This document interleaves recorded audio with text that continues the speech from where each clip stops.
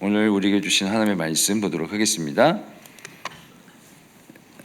구약성경 잠언 1장 20절에서 33절까지 말씀입니다. 저와 여러분들이 한 절씩 교독드리도록 하겠습니다. 잠언 1장 20절로 33절까지 말씀입니다. 지혜가 길거리에서 부르며 광장에서 소리를 높이며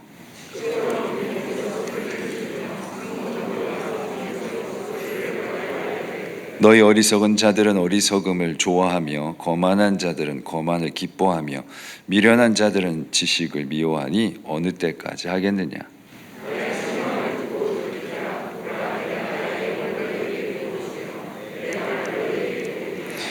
내가 불렀으나 너희가 듣기 싫어하였고 내가 손을 폈으나 돌아보는 자가 없었고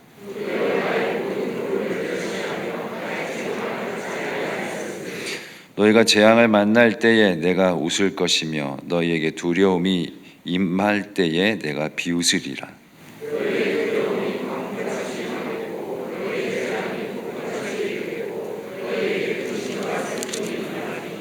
그때 너희가 나를 부르리라. 그래도 내가 대답하지 아니하겠고 부지런히 나를 찾으리라. 그래도 나를 만나지 못하리니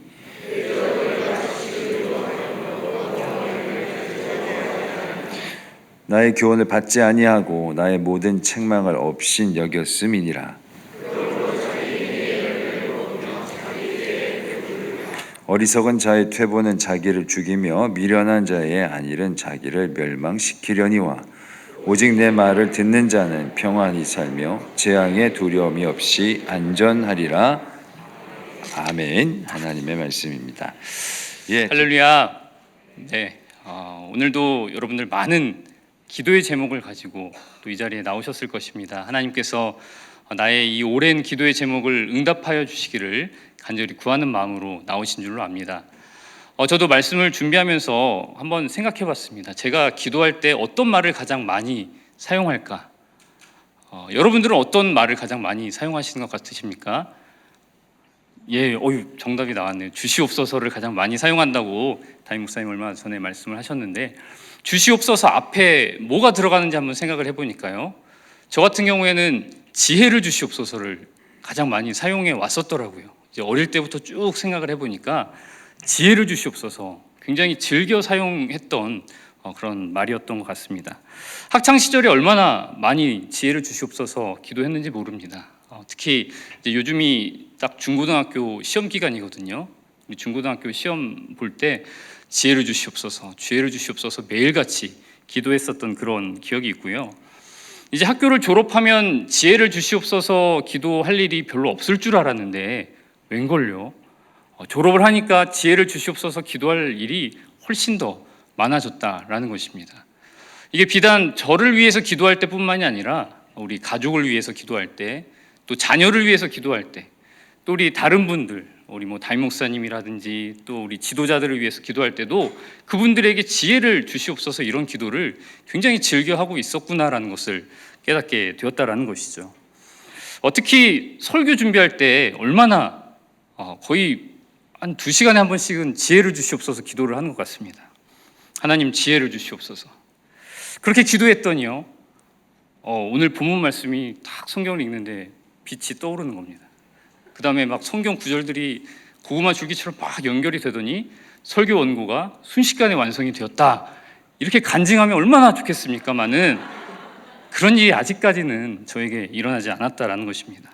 언제쯤 그런 날이 좀 올까 기대하고 기다리고 있는데 아직 하나님이 그런 지혜는 안 주셨구나 이런 생각이 듭니다. 문득 제가 원하는 기도, 제가 원하는 그 지혜 하고요, 하나님께서 주시고자 하는 지혜가 혹시 같은 것이 아닐 수도 있겠다라는 생각을 해보게 되었습니다. 설교를 준비하면서 지혜를 달라고 기도하는 것은 좀 더 좀 편하게, 좀 수월하게 빠른 시간 안에 설교를 준비할 수 있게 해달라는 능력을 달라, 이런 뜻이었던 것 같아요. 아직 제가 내공이 많이 부족하니까, 지혜가 부족하니까 설교 한 편을 준비하려면 얼마나 시간이 많이 필요한지 모릅니다. 씨름을 막 말씀을 붙들고 씨름을 해서 겨우겨우 이렇게 설교를 준비하는데 그런 과정을 좀 더 수월하게 해주시면 너무너무 좋겠다, 이런 마음을 이제 지혜를 주시옵소서라는 기도에 담아서 하나님께 드리는 것이죠. 학창 시절에 매일같이 제가 지혜를 주시옵소서 기도를 했다고 말씀드렸는데, 그것도 어떻게 보면 좀 적은 노력으로 좋은 성적을 좀 거둘 수 있도록 편하게 공부할 수 있게 해달라는 그런 마음을 담아서 했던 기도였던 것 같습니다. 이제 제가 제 자녀를 위해서 또 지혜를 달라고 기도하는 것도 우리 자녀가 좀 더 수월하게 이 세상을 살아갈 수 있게 해달라는, 그래서 가능하시면 하나님이 매 순간 귓속에다 대고 이리로 가라 저리로 가라 이렇게 내비게이션처럼 좀 알려주시면 좋겠다, 그러면 더 바랄 게 없겠다는 그런 마음을 담아서 기도를 한다라는 것이죠. 어제 예전에 어떤 분은 책을 보면 이 책이 마치 사진 찍는 것처럼 머릿속에 딱딱 입력이 돼서 시험만 보면 다 만점을 받았다, 이런 간증을 하시는 걸 들은 적이 있는데, 제가 바라는 지혜도 좀 그런 비슷한 종류의 지혜가 아니었던가 싶습니다. 좀 더 편하게 또 수월하게 인생을 살아갈 수 있게 해주는 그런 능력이 생기기를 바라는 마음으로 지혜를 주시옵소서, 이런 기도를 해왔다라는 것이죠. 물론 성경에 나오는 이 지혜라는 단어에 그런 능력이 포함되어 있는 것이 사실입니다. 오늘 본문인 잠언의 저자이자 인류 역사상 가장 지혜로웠던 인물, 이 솔로몬, 이 사람은 그가 가지고 있었던 그 지혜로 말미암아 남들보다 훨씬 더 편하고 또 수월하게 살았던 그런 사람입니다. 솔로몬의 재판 이야기가 참 유명하지 않습니까? 굉장히 사실 어려운 사건이잖아요. 양측의 그 주장이 완전히 갈라지는데 증거가 마땅히 없는 그런 상황입니다. 한 아기를 두고 서로 자기의 아이라고 주장하는 두 어머니가 있는 것이죠. 보통 평범한 왕 같았으면 이 원고와 피고의 발언이 서로 엇갈리기 때문에 증인도 좀 불러야 되고요. 또 현장에 가서 좀 단서가 될 만한 것은 없는지 또 살펴보아야 하고요. 아마 시간이 굉장히 많이 걸리고 그럼에도 그렇게 뾰족한 수를 내지 못하는 경우가 많았을 것입니다. 그런데 솔로몬은요, 그 이야기를 딱 듣자마자 사건의 본질을 꿰뚫는 질문을 던진다라는 것이죠. 그래서 단번에 진짜 엄마가 누구인지를 밝혀내는 그런 능력이 있었다라는 것입니다. 남들이 생각해내지 못하는 아주 기발하고도 통찰력 있는 그런 질문을 통해서 사건을 해결할 수 있는 능력이 솔로몬에게 있었던 것이죠. 솔로몬은 그렇게 재판에서뿐만 아니라 이제 국제 정세 가운데서 외교에서도 어떤 것이 이득이 되는지 잘 알고 있었고요. 또 나라 경제에 있어서도 무역을 어떻게 해야 하는지 잘 알고 있어서 편하고 수월하게 일들을 해냈다라는 것입니다. 내정이라든지 또 교육에 있어서도 그는 자기의 그런 지혜를 10분 발휘하였습니다. 아주 손쉽게 최선의 결과를 도출해낼 줄 아는 사람이었다라는 것이죠. 그렇기 때문에 솔로몬 시대에 이스라엘은 말 그대로 전성기를 보낼 수가 있었던 것입니다. 하나님께서 원하신다면 우리들에게도 이 솔로몬에게 주셨던 그런 지혜를 주셔서 이 복잡한 세상을 편하고 수월하게 살아가도록 해주실 수 있을 줄로 믿습니다. 또한 우리나라, 이 어려운 시기에 있는 우리나라에도 하나님이 솔로몬을 세워주셔서 이 어려운 시기를 돌파구를 마련할 수 있도록 도와주실 줄로 믿습니다. 저는 또 우리 자녀 가운데, 자녀 세대 가운데 그런 인재가 반드시 나오리라는 믿음이 있습니다. 그런데 오늘 본문을 묵상하다 보면요, 성경에서 말하는 지혜는 우리가 생각하는 이 정도의 지혜보다 더 깊이가 있고 더 넓은 그런 지혜라는 생각을 하게 됩니다. 지혜를 주시옵소서라는 기도에 하나님께서 지금 어떻게 응답하고 계시는가? 저는 지혜를 주시옵소서 기도했으면 좀 설교도 좀 빨리빨리 준비되고 공부도 좀 더 잘하고 좀 어려운 문제도 쉽게 푸는 즉각적인 그런 응답을 기다리고 있는데, 하나님께서는 과연 그 기도에 지금 어떻게 응답하고 계시는가? 우리가 그 지혜의 깊이와 넓이를 바라보면 깨달을 수가 있다라는 것이죠. 그래서 이 시간에는 이 본문 말씀을 통해서 성경에서는 지혜가 무엇이라고 말하고 있는지, 또 오늘 본문 마지막 절에 나와 있는 것처럼 지혜의 말에 귀를 기울여서 평안히 살며 재앙의 두려움이 없이 안전하게 되는 그 길이 무엇인지를 함께 나누어 보고자 합니다. 오늘 본문 말씀인 이 잠언은 솔로몬 왕이 지은 것으로 알려져 있습니다. 그런데 우리가 오늘 읽은 부분은요, 솔로몬의 목소리가 아니라 지혜가 그 자체가 직접 등장해서 연설을 하는 것처럼 말씀이 기록되어 있습니다. 굉장히 독특한 본문이라고 할 수가 있죠. 우리는 지혜가 일종의 능력이나 도구라고 생각을 하기 쉬운데 오늘 본문에서는 그런 도구라든지 능력이 아니라 인격을 가진 주체로서 지금 묘사가 되고 있다라는 것입니다. 히브리어로 지혜는 호크마라고 하는 단어를 사용하는데 재밌는 것은 이 호크마가 여성 명사라는 것입니다. 히브리어에는 뭐 남성 명사, 여성 명사가 있는데 호크마는 여성 명사라는 것이죠. 즉 이스라엘 사람들은 오늘 본문을 읽으면요, 한 여인이 목소리를 높여서 연설하는 장면을 떠올리게 된다라는 것이죠. 본문을 읽어보면 이 여인의 모습을 한 지혜가 의외의 장소에서 우리를 부르고 있는 것을 볼 수가 있습니다. 왠지 지혜다라고 하면 도서관 같은 곳에 감춰져 있을 것 같고 아주 조용하고 비밀스러운 곳에서 입에서 입으로 전수될 것만 같은데 본문은 그렇게 말하지 않는다라는 것입니다. 길거리, 광장, 아주 시끄러운 길목이나 성어귀, 성중 이렇게 많은 사람들이 오가는 곳에서 지혜가 부르고 있다라고 기록되어 있습니다. 그렇다면 그 지혜가 말하고자 하는 내용은 무엇입니까? 지혜는 어리석은 자들, 거만한 자들, 또 미련한 자들을 향해서 나의 책망을 듣고 돌이키라라고 분명하게 말하고 있습니다. 그리하면 지혜가 지혜의 영을 부어주고 또 지혜의 말을 보여주겠다라는 약속을 하고 있는 것이죠. 아마 지금 설교를 들으시면서 지혜가 인격을 가진 주체다, 또 지혜가 연설을 한다, 이런 말에 굉장히 지금 혼란스러워 하시는 분들이 보입니다. 지금 눈동자가 막 흔들리고 계세요. 이게 도대체 무슨 말인가? 솔로몬이 왜 이런 말씀을 기록해 놓았는지, 이게 무슨 꿈에서 본 이야기인 건지 오늘 본문만 봐서는 알 수가 없습니다. 그런데 재밌는 건요, 심지어 이 말씀이 이렇게 지혜가 직접 말씀하는 방식으로 말씀이 기록된 부분이 잠언에만 2곳이 더 있다라는 것입니다. 잠언을 많이 읽어보신 분들은 아시겠지만 잠언 8장과 9장을 보면 거기에도 이렇게 지혜가 직접 화자로 등장해서 이렇게 막 말을 하거든요. 지혜가 사람들을 초대하기도 하고 또 집을 짓고 잔치를 열기도 합니다. 심지어 하나님께서 태초에 천지를 창조하신 그 순간에 지혜는 내가 함께 그곳에 있었다라고 말을 하기도 하는 것이죠. 이를 통해서 우리가 깨닫게 되는 한 가지는 성경에서 말하는 지혜는 우리가 흔히 지혜를 주시옵소서라고 말할 때 사용한 그 지혜라는 말과는 성격이 많이 다른 존재다라는 것입니다. 지혜는 오늘 본문에 따르면 우리가 소유할 수 있는 성격의 것이 아닙니다. 우리가 원한다고 해서 우리를 위해서 도구로 사용할 수 있는 그런 성격의 것도 아니라는 것이죠. 본문에 따르면 지혜의 책망을 듣고 우리가 돌이켜야만 지혜의 영을 받고 또 지혜의 말을 볼 수가 있는 것입니다. 33절에 오직 내 말을 듣는 자는 평안히 살며 재앙의 두려움이 없이 안전하리라 라고 말하면서 지혜는 그 지혜를 소유하거나 지혜를 도구로 사용하려고 하지 말고 지혜의 목소리를 듣는 것이 중요하다라고 우리에게 강조하고 있는 것입니다. 말씀을 이해하기 좀 어렵기 때문에 솔로몬의 그 인생을 한번 살펴보도록 하겠습니다. 그의 말년을 한번 살펴보면 좀 이해가 쉬운데요. 열왕기상 11장을 보면 솔로몬은 애굽 왕 바로의 딸을 비롯해서 여러 이방의 여인들을 사랑했고 그들을 아내로 맞이하였다, 이렇게 기록되어 있습니다.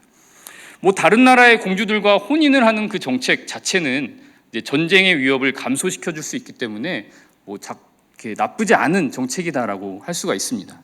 하지만 열왕기상 11장에서는 그러한 방법들, 솔로몬이 이방인과 통혼하고 결혼하는 것은 하나님의 말씀을 어긴 것이라고 분명하게 지적을 한다는 것이죠. 하나님께서 이방인과의 통혼을 금지하신 이유는 이방인들이 반드시 너를 그 신들에게로 이끌어 갈 것이기 때문에 이방인과 결혼하면 안 된다라고 당시에 말씀을 하셨는데, 아니나 다를까 그 지혜로웠던 왕 솔로몬도 말년에는 궁에 있는 여인들을 따라 그들의 뜻을 따라 다른 신들을 따르고 말았다고 그렇게 말씀에 기록되어 있는 것입니다. 만약에요, 지혜가 우리가 생각했던 것처럼 그냥 솔로몬에게 소속되어 있는 어떤 능력이었다든지 솔로몬이 마음껏 사용할 수 있는 도구였다면 그가 이렇게 말년을 보내지는 않았을 것이라는 거죠. 내가 만약에 이방 여인들과 결혼한다면 어떤 일이 벌어질지, 또 내가 그들의 신들을 따르게 되면 우리나라에 또 나의 인생에 어떤 일이 벌어질지 그가 몰랐을 리가 없다라는 것입니다. 아니면 알았는데도 그렇게 했다. 이거는 더더욱 지혜로운 사람의 모습과는 더 거리가 있는 그런 모습이겠죠. 무슨 이유에서였는지 모르지만 솔로몬의 말년은 놀랍게도 오늘 본문에서 지혜가 책망하고 있는 그 사람들의 모습, 즉 어리석은 자들, 거만한 자들, 미련한 자들의 모습으로 완전히 전락해 버린 것을 볼 수 있게 되는 것입니다. 하나님께서는 당연히 솔로몬을 그냥 두지 않으셨습니다. 하나님은 솔로몬에게 진노하셨고 2번이나 그에게 나타나서 말씀하셨다라고 되어 있습니다. 다른 신을 따르지 말라라고 분명하게 경고하신 것이죠. 하지만 솔로몬은 그 명령을 지키지 않았습니다. 귀가 닫혀 있었다라는 것이죠. 결국 하나님께서는 이스라엘을 둘로 나누어서 10지파는 여로보암에게, 그리고 2지파는 솔로몬의 아들 르호보암에게 맡기시게 되는 그런 일이 벌어지고 말았던 것입니다. 그렇다고 한다면 오늘 본문의 말씀은 솔로몬이 어떻게 이렇게 지혜가 부른다라는 것을, 지혜가 이런 성격의 것이다라는 것을 알게 되었느냐, 솔로몬이 그 말년에 자신이 경험했던 지혜가 어떤 존재였는지를 지금 거의 있는 그대로 적은 말씀이다라고 이해하면 이해할 수가 있습니다. 지혜는 항상 멀지 않은 곳에서 솔로몬을 부르고 있었다라는 것이죠. 그가 옳지 않은 길로 가려고 할 때마다 지혜는 솔로몬을 책망하였을 것입니다. 그래서 옳은 길로 돌이키도록 계속 인도를 했을 것입니다. 솔로몬이 그 책망을 기꺼이 받아들이고 또 그가 잘못된 길에서 돌이켰을 때에는 그의 지혜로움을 계속 유지할 수가 있었을 뿐만 아니라 그가 구하지 않았던 부귀와 영화까지도 누릴 수 있었죠. 그러나 오늘 본문의 24절과 25절에 묘사된 것과 같이 솔로몬은 어느샌가 지혜의 부름과 또 그의 목소리 듣기를 싫어하였습니다. 오히려 지혜의 교훈과 책망을 멸시하며 받지 않았다라는 것이죠. 이방 여인들에 대한 사랑이 그 솔로몬의 귀를 막았는지도 모르겠습니다. 솔로몬은 그렇게 점점 지혜와 멀어진 사람이 되고 말았고 하나님을 진노케 하는 자리에까지 떨어지고 만 것입니다. 그래서 저는 오늘 본문을 묵상하면서 지혜에 대해서 내가 잘못 알고 있었구나 라는 반성과 함께 본문에 나타난 지혜의 특징을 이렇게 한번 정리를 해보았습니다. 먼저 지혜는 부르는 존재입니다. 부르는 존재. 특히 사람들이 있을 만한 곳을 찾아가서 귀를 기울이라고 소리를 지르는 존재라는 것이죠. 우리는 우리가 지혜를 찾아서 가야 된다고 생각합니다. 하지만 사람이 먼저 지혜를 찾기 위해 애를 쓰고 노력해야 하는 것이 아니라 지혜가 먼저 사람을 찾아온다라는 것입니다. 지혜는 대단히 특별한 장소, 또 특별한 사람에게만 가는 것이 아니라 어디서든지 누구에게나 찾아가서 부르는 존재라는 것을 알 수가 있습니다. 다음으로 지혜는 책망하는 존재입니다. 지혜롭게 되는 방법을 달콤하게 알려주고 여기에 투자하면 큰 돈을 벌 수 있어. 네가 이 학원을 가면 나중에 좋은 성적을 거둘 수 있어. 이런 정보들을 주는 게 지혜가 아니라요, 이 세상을 옳은 길을 벗어나지 않고 살아갈 수 있는 그 방법. 그래서 바르게 살도록 도와주는 존재가 바로 지혜라는 것입니다. 우리가 지혜로부터 원하는 것은, 지혜가 우리에게 알려줬으면 하는 것은 이 세상을 좀 더 편하고 수월하게 살아갈 수 있는 방법을 원하지만 지혜가 우리에게 해주고자 하는 말은 그게 아니라, 편하게 사는 법이 아니라 바르게 사는 법을 알려준다라는 것입니다. 그래서 지혜는 자기의 말을 듣고 우리가 돌이키기를 원합니다. 그래서 지혜의 영을 받고 지혜의 말을 보기를 원한다라는 것이죠. 책망을 듣는다는 것, 또 행동을 돌이킨다는 것, 어린 아이들도 쉽지 않은 일입니다. 나이가 들면 들수록 더욱더 어려워지는 일이죠. 하지만 그렇게만 한다면 평안히 살며 재앙의 두려움이 없을 것이라고 지혜는 말하고 있는 것입니다. 마지막으로 지혜는 거절당하는 것을 두려워하지 않는 존재입니다. 아니, 오히려 지혜는 사람들에게 거절당하는 것이 더 자연스러운 것처럼 말하고 있습니다. 내가 불렀으나 너희가 듣기 싫어하였고 내가 손을 폈으나 돌아보는 자가 없었다, 이렇게 말하면서 이미 많은 사람들에게 자신이, 이 지혜가 거절당했다라는 것을 말해주고 있는 것이죠. 그럼에도 지혜는 계속해서 사람들을 찾아가서 부르고 있는 것입니다. 아무리 많은 사람들에게 거절을 당한다 할지라도 지혜는 사람들을 부르는 일을 포기할 생각이 없어 보입니다. 이런 본문에 나와 있는 지혜의 특징을 종합해 보자면 지혜는 자기 자신보다 사람들을 더 사랑하는 것 같이 느껴집니다. 특히 자신을 멸시하는, 지혜를 멸시하는 그 죄인들을 끈질기게 사랑하는 것이 느껴진다라는 것이죠. 본문에서 지혜의 말에 귀를 기울이지 않다가 결국 재앙을 만나게 될 이들이 있습니다. 그제서야 그들이 지혜를 애타게 부를 것이라고, 그때에는 그러나 지혜가 그들에게 대답해 주지도 않을 것이고 만나주지도 않을 것이라고 겁을 주고 있는데, 그것은 그만큼 그들이 멸망하지를 않길 원하고 있다는 것을 지혜가 보여주고 있는 것입니다. 지혜라 하면 다른 종교에서는 그리스 그런 신화에서도 웅장한 신전에다가 또 화려한 신전에다가 많은 이들의 숭배를 받을 수 있도록 그렇게 신을 만들어서 섬기는 그런 위치에 있어도 되는 존재 아니겠습니까? 지혜. 그런데 그 지혜가 자신을 낮추고 또 낮춰서 복잡하고 지저분하고 냄새나는 이 자리에까지 내려와서 사람들을 애타게 부른다는 게 우리의 이 상식과 지혜로는 이해하기가 쉽지 않다라는 것이죠. 어찌 보면 우리가 바라는 지혜는 그냥 도깨비 방망이 정도, 아니면 램프의 요정 지니 정도처럼 그냥 우리가 원하는 바를 이뤄주고 딱 떠나가면 되는 것 같은데, 본문에 나와 있는 지혜는 굳이 우리와 함께 부대끼기를 원하고 함께 머물러 있으면서 끝까지 교제하기를 원하는 눈치다라는 것입니다. 여러분은 이 본문에 나타나 있는 지혜의 모습을 보면서 어떤 것이 떠오르십니까? 너무나 자연스럽게도 우리는 예수 그리스도를 떠올리게 됩니다. 세상을 이처럼 사랑하사 독생자를 주신 하나님의 사랑을 떠올리게 된다라는 것이죠. 죄인들을 사랑하셔서 그들을 불러주신, 어딜 가서든 그들을 불러주시는 예수님. 잘못된 일이 있으면 지위 고하를 막론하고 찾아가셔서 책망하셨던 우리 예수 그리스도. 또한 십자가에 못 박히기까지 사람들에게 거절당하셨지만 십자가 위에서도 저들의 죄를 사하여 주옵소서, 지금 그들이 하는 일을 알지 못하나이다라고 하면서 하나님께 기도하였던, 거절받기를 두려워하지 않으셨던 그 예수 그리스도의 모습이 우리는 떠오를 수 있다라는 것이죠. 이 모습이 오늘 본문에 나와 있는 지혜의 모습과 완전히 똑같다라는 것입니다. 마치 솔로몬이 예수님의 모습을 미리 보고 와서 잠언에 기록한 것이 아닐까 싶을 정도로 정확하게 예수님의 모습이 오늘 본문에 기록되어 있는 것이죠.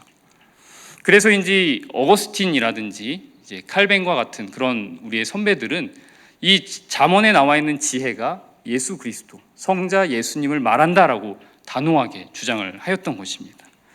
사도 바울도 역시 고린도전서 1장에서 이제 하나님의 지혜와 세상의 지혜에 대해서 설명하면서 이 세상이 자기 지혜로 하나님을 알지 못한다라고 말을 했습니다. 하나님의 지혜와 세상의 지혜는 다르다라는 것이죠. 우리가 바라는 지혜와 하나님이 우리에게 주고자 하는 지혜가 좀 차이가 있다라는 것을 바울도 이야기를 했고요. 고린도전서 1장 24절에서는 오직 부르심을 받은 자들에게는 유대인이나 헬라인이나 그리스도는 하나님의 능력이요 하나님의 지혜니라라고 말을 하였습니다. 그렇다면 우리 인간이 참된 지혜를 누릴 수 있는 길은, 그래서 평안히 살며 두려움이 없이 안전하게 될 수 있는 길은 오직 예수 그리스도의 부르심에 귀를 기울이고 그의 책망을 듣고 돌이키며 더 이상 그를 거절하지 않고 받아들이는 길뿐이다 라는 것을 우리는 오늘 본문 말씀을 통해 깨닫게 되는 것입니다. 지혜이신 예수님은 오늘 이 순간에도 우리들을 부르고 계십니다. 길거리에서 부르시고요, 광장에서 부르시고, 골목길에서, 또 성문 어귀에서, 또 성중에서 부르십니다. 그 부르심은 우선적으로 믿지 않는 자들을 향하실 것으로 생각이 됩니다. 주님이 아닌 것으로부터 지혜를 찾는 자들, 주님이 아닌 것으로부터 평안과 안전을 찾고자 하는 자들은 별 수 없이 어리석은 자, 거만한 자, 미련한 자가 될 수밖에 없기 때문입니다. 주님께서 불러주실 그때, 손을 내밀어 주실 그때에 그것을 잡지 않으면 안타깝지만 두려움이 그들에게 광풍같이 임하고 재앙이 폭풍같이 이르고 근심과 슬픔이 임할 수밖에 없는 것이죠. 아울러 지혜이신 예수님께서는 우리 믿는 자들을 향해서도 책망하시며 돌이키라고 말씀하십니다. 지혜를 주시옵소서라고 기도하면서 더 편한 길을 찾아왔던 저 같은 사람에게는 편하게 살려고만, 편하게 믿으려고만 하지 말고 지혜 그 자체이신 예수 그리스도를 따라 살아라 라고 책망하시는 것처럼 느껴집니다. 지혜 그 자체이신 예수님께서 우리에게 모든 것을 다 주셨습니다. 그런데도 왜 자꾸 지혜를 달라고 하느냐, 왜 평안을 달라고 하고 왜 안전한 길을 알려달라고 하느냐, 이렇게 본문을 통해서 책망하는 것을 느낄 수 있어야 하는 것이죠. 코로나 시대를 우리가 겪으면서 나름대로 더 편하고 안전한 길을 찾으면서 고군분투하는 분들이 많은 줄로 압니다. 특히 또 아주 전 세계적으로 지금 경제 위기 아니겠습니까? 이런 상황에서 경제력이 조금 부족한 분들은 부족한 대로, 또 넉넉한 분들은 넉넉한 대로 많은 고민 가운데서 지금 지혜를 구할 수밖에 없는 상황이라는 것이죠. 이때에 주님은 우리에게 뭐라 말씀하시겠습니까? 내게로 오라고, 지혜인 내게로 오라고, 교회로 나오라고 주님은 분명히 말씀을 하신다는 것이죠. 코로나 시기 동안 교회가 참 많은 오해를 받았습니다. 억울하긴 하지만 교회가 마치 전염병을 확산시키는 공간, 그래서 위험한 공간인 것처럼 세상이 몰아갔지만 오늘 말씀을 묵상해 보면 교회야말로 하나님께서 이 마지막 시대에 우리 사람들에게 허락하신 정말 좋은 피난처요, 안전장치다라는 것을 더욱더 확고하게 우리가 믿게 되는 것입니다. 주님께로 돌이키는 그 회개가 선행되어야만 지혜의 영이 임한다고 되어 있지 않습니까? 지혜의 근원이신 주님과 영원히 교제하기 위해서는 우리가 그렇게 돌이켜야만 하는데 세상의 그 어느 공간에서 그런 일들을 할 수 있다는 말입니까? 교회가 아니면 불가능하다라는 것이죠. 물론 교회가 완전한 공간은 아닙니다. 여러분들도 보기 싫은 사람들도 있으실 거고 좀 저 사람이랑은 부대끼고 싶지 않다라고 생각하시는 그런 분들도 있으실 겁니다. 그러나 주님께서는 우리를 위해 기꺼이 그렇게 하셨다라는 것이죠. 교회에 와서 예배하고 봉사하고 또 성도들과 함께 부대끼는 것, 그게 바로 지혜다라는 것입니다. 지혜신 예수님께서 죄인들을 찾아다니며 함께 음식을 드시고 교제하셨던 모습, 또 수고하고 무거운 짐진 자들아 다 내게로 오라, 내가 너희를 쉬게 하리라고 초청하시는 그 모습이 우리 교회 가운데 계속해서 나타나야 우리가 주님의 지혜로부터 끊어지지 않을 수 있는 것입니다. 그리고 우리 교회뿐만 아니라 우리 각자도 지혜 되신 주님을 닮아야 합니다. 그분이 그러하셨듯이 우리도 부르는 존재가 되어야 한다는 것이죠. 우리도 책망하면서 돌이키도록 권면하는 존재가 되어야 하는 것입니다. 우리도 거절당하는 것을 두려워하지 말고 잃은 양을 찾아내기까지 찾으시는 주님의 마음으로 세상을 향해 나아가야 합니다. 특히 자녀가 있으신 분들은 자녀의 성적, 또 자녀의 성공을 위해서 많은 애를 쓰시죠. 하지만 그에 앞서서 우리는 지혜의 근원 되신 예수 그리스도의 부르심에 자녀들이 응답하며 나아갈 수 있도록 정말 애쓰며 기도해야 할 줄로 믿습니다. 마침 또 여름 성경학교와 수련회가 얼마 남지 않았는데요. 이게 날이면 날마다 오는 기회가 아닙니다. 예전에는 의뢰 여름 되고 겨울 되면 수련회 하니까 만약에 이번에 불가피한 일이 있어서 못 가더라도 다음에 보내면 되지 뭐 했는데 코로나를 겪으면서 그게 아니구나. 아까 우리 24 여전도에도 찬양을 하셨던 것처럼 당연한 것들이 아니었구나라는 것을 아마 깨달으셨을 겁니다. 이번이 마지막일 수도 있는 겁니다, 여러분. 정말 꼭 보내도록 지금부터라도 작정하며 기도를 하셔야 한다는 것이죠. 그렇게 주님이 불러주실 때, 주님이 손을 펴주실 때 순종하지 않으면 그 뒤는 어찌 될지 모른다라는 긴박함이 있게 살아가는 것, 그것이 지혜라는 것입니다. 지혜 이야기로 시작을 했는데 너무 책망조로 지금 제 설교가 마무리되는 것 같아서 마음이 무겁습니다만은 우리는 하나님의 능력이요 하나님의 지혜이신 예수 그리스도로부터 모든 것을 시작해야 한다라는 그 한 가지를 붙들 수 있었으면 좋겠습니다. 예수 그리스도를 떠나지 않고 그 자리를 지키는 것이 지혜의 시작이자 지혜의 전부라는 것을 우리가 확실히 붙들고 2022년의 하반기도 해돋는 것처럼 힘있게 살아가는 저와 여러분 되기를 간절히 소망합니다.